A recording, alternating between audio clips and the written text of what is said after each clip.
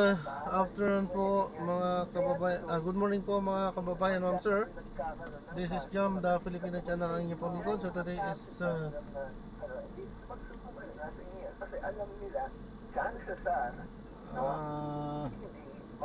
December 13, 2025. At tayo ngayon papunta dyan sa may Granada Street, Marvel Park Subdivision. Dito yan sa may Paranaque. At dadalhin natin yan sa may St. Peter's Oak at Paranaque, Diosdado Macapagal Boulevard, Arcadio Santos Drive, San Dionisio, Paranaque po yan. Okay po. So magbabalik po tayo mamaya unti pag nakuha na po natin sila at makinig tayo ng mga nagbabagang balita at mga talakayan. Hindi man pwede masuspend yung lisensya mo preventively. Pag natawag yung driver, mas madali, no? Na maanto ngayon. Bakit gano'n sa LTO? Kasi sila nag-i-issue ng lisensya ng driver. Attorney, attorney, nako, panghuling salita na lang po dahil tayo mauubusan na ng oras. Ano pong payo ninyo sa kapapasahero at ating mga driver? Ang payo po natin ay give and take tayo. Kailangan considerate din tayo. Kasi yun, katulad ng mga pasahero, no, sa mga taxi driver, alam na natin sobrang traffic. So, let's have a small consuelo, no? Makakatulong yun. Hindi naman po required, no? Iba yung pangungontrata. At yung mga drivers naman, kailangan alam natin yun, ano ba yung ating trabaho. Kinakailangan meron kang hierarchy of yung priority mo. And your priority is for the sake of your passengers. Oo, at yan, syempre, kalma-kalma, sir, di ba? Kalma, oo. Ayan. Talagang mabigat yung traffic. Maraming salamat, Attorney Ariel Inton, President and Founder. Salamat po. Lawyers for Community Safety and Protection. DOH, pinasigla, susunod na with Tina Marasigan and Sex Said Herbosa. Muli ako po si Mahan Makasagan. Balita, mano-manong susuriin sa bababag.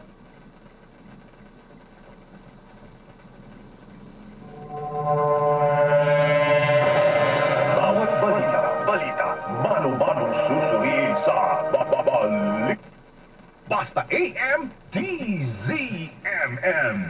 Hoy! Mag-ingat ka! Maging ligtas sa pamimili ngayong darating na Pasko. Kung pupunta ka sa mga tiyangge o kaya sa mall, maging alerto sa mga dalang gamit, wallet, cellphone at iba pa. Iwasang maglabas ng mahalagang gamit sa pampublikong lugar. Kung maaari rin ay iwasang isama ang mga bata sa pamimili. At kung isasama ang mga bata, siguraduhin may ID sila na nakasabit sa kanila at hawakan silang mabuti para maiwasang sila ay mawala sa siksikan ng mga tao. Pwede rin namang mamili online ng mga panregalo pero siguraduhin sa mga kilala at lehitimong website o apps lamang mamimili. At huwag magbibigay ng mga mahalagang impormasyon sa seller o kausap tulad ng one-time PIN, OTP o password, kaarawan at iba pang impormasyong maaaring maglagay sa inyong pamilya sa alanganin. Maligayang Pasko po at masaganang bagong taon mula sa DZMM Radio Patrol sa Istreta at DZMM Teleradyo. Ibalik ang diwa ng Pasko sa tahanan ng bawat Pilipino sa pag-alala sa mga tradisyong nagpaparamdam sa atin ng saya ng pagsasama, init ng pagmamahalan at ligaya ng pagbibigayan. Ngayong Pasko, kung may ekstrang budget, maaaring mag-abot ng tulong sa mga nangangailangan. Pwede ring bumisita at makipagsalo-salo sa pamilya, lalo na sa mga nakakatanda, tulad ng ating mga lolo't lola, tita at tito, at iba pa. Mahalagang magsimba ng magkakasama para magpasalamat sa lahat ng biyaya at tagumpay na ating naranasan sa nagdaang taon.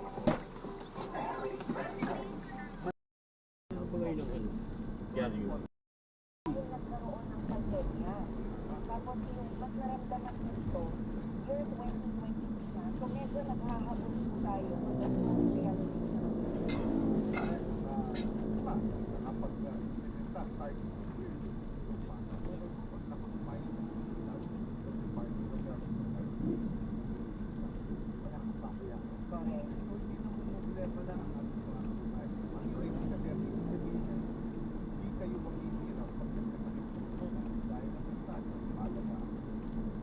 malaki pa rin at in-measure yung use for the public sa amount of out of market. Out of market na sa mga Pilipino, mga mamamayan na tayo kung 2020 ang tinala ng ating about 40 alayin mo the next national output of Obama. And then this year, this coming year, 2020, pinagdagan pa yung 40 sa parts of the country. Sabi, 1 billion para sa zero budget, para naman sa lokal sa pamahalaan, sa local government pamahalaan. So, hopefully next year, may mga kababayan, pinagdagan rin. Yung mobile mo na setting, pagbigan nito. Tanggal yung mga... Okay. So yung seguridad ng bawat pasyente kapag sila ay nagkakasakit, ng malaking out of pocket or malaking gastos na talagang pupunin-punin literal sa inyong bank account o sa inyong bulsa, eh kung nag-iiwasan po, dapat po sasaluhin kayo ng gobyerno. Kaya po nakapaloob yan, yung mga service nila na yan, sa Universal Healthcare Law at yung pag-iwas sa sakit. Kaya po pinapaigting natin ang primary care. Pero mamaya, babalikan po natin yung mas masusing detalye patungkol po dyan sa realization, full realization of the universal healthcare, lalo na po dun sa mga estrategiya ng health financing at ng primary care methodologies po natin na ginagamit po sa Department of Health. Pero nasabi nga po natin, Seth, ready ka na ba? 12 days na lang before Christmas at iimbitahin po natin yung ating mga kababayan. Kamusta po ba ang inyong paghahanda ngayong Pasko? Naku, ramdam na po natin yung traffic sa kalsada, Seth, yung heavy congestion po natin. Kahit saan kami po ngayon, naku, nagkakamot ng tao, nagkakamot ng ulo yung mga tao dahil nga traffic na, nagmamadali na yung ating mga kababayan makahabol sa mga paghahanda dito sa mga selebrasyon na sunod-sunod po, Seth. Pero at least po, nagbabala na, ha? Ingatan natin ang ating kalusugan, lalo na kapag holiday season, dahil po marami nga po ang nagkakasakit sa puso. Yan, Seth, yung pinag-usapan natin itong mga nakaraang episode. Pero, lagi po sinasabi ni Seth Ed Herbosa, wala pong kalusugan, there's no health without mental health. Kaya ngayong umaga, pag-uusapan po natin ang mental health. Kasi po, parang marami na po tayong nakikita ngayon online, lalo na sa Facebook po, ngayon ba, hindi talaga nakakasabay sa level ng saya ng ibang tao pagdating ng Pasko o yung pagtawid natin sa bagong taon. Kayo po ba, kamusta po yung mental health po ninyo? Sa dami po ng pinagdaanan natin ngayong taon, paano po kayong nakatawid? Ano po yung mga tapos yung mga bababayan? Papeles, within 7 days dapat i-release mo na. Medyo technical, complicated, complex, with 1 day. Hindi naman kailangan kasi approve mo, no? Kailangan lang sagutin mo, actionan mo, kaya kaya nangyayari to, kaya mabilis yung simple explanation, kaya mataas yung ating resolution rate na tayo resolution. Kasi pag nirefer na natin ito sa Prudent Committee on Anti-Rate, bago pa lang nakaschedule for it, ina-actionan ka agad yan. Kasi alam nila, mabilis po kami mag-resolve sa atin. Alam nila pag on-board na, tutuluyan na nila agad sa hindi na i-action. 32,000 na reklamo from 2022 to 2025. So nag-average na 10,000 mga more or less na lang. Well, itong 2026 yun anticipate natin na lalo pang madadagdagan kasi pinabilis na natin ang complaints sa mechanism natin. Mas madali na po silang mag-reclam by simple email lang. Complaints at artan.gov.ph. Tapos meron tayong digital-based platform na tinatawag po natin electronic complaints management system. Tapos meron po tayo na develop locally na si Tala, virtual assistant natin, na pwede po siya sumagot. Tala ang pangalan ng Tala, transparency, accountability, and law and action. So pag hinanap niya sa Facebook as a Taas mo na? Kasi dito, dito kasi tinuro. Hindi ko naman makita. Ay hatid sa inyo na. Champion Detergent. Mapagpo sa inyo. Ang balitang ito ay hatid sa inyo ng ACS Manufacturing Corporation. ISO certified maker of world-class quality dry detergent. Number 1.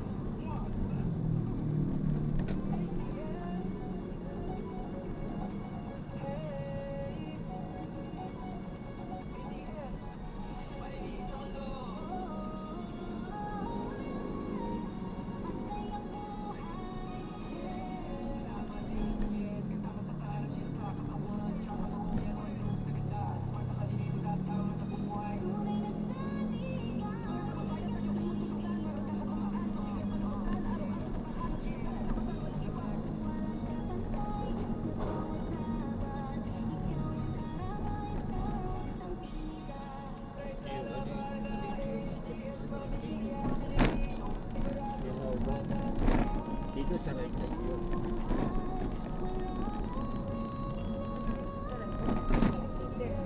Hmm? Ayun pala sa kaliwa mo pa.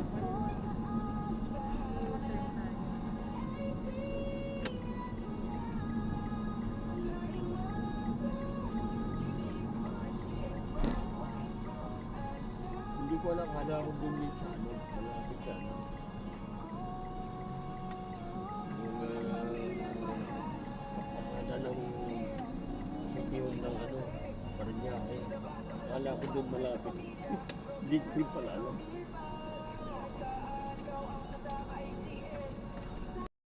Stop na natin sila. So maraming salamat po sa panonood. Hanggang sa muli po. Ingat. God bless. Oh, paalam po muna. Pansamantala tayo ay gagawa na ng ibang video sa ating susunod na show. Paalam po. So this is John, the Filipino channel. Ang inyong po. Paalam po.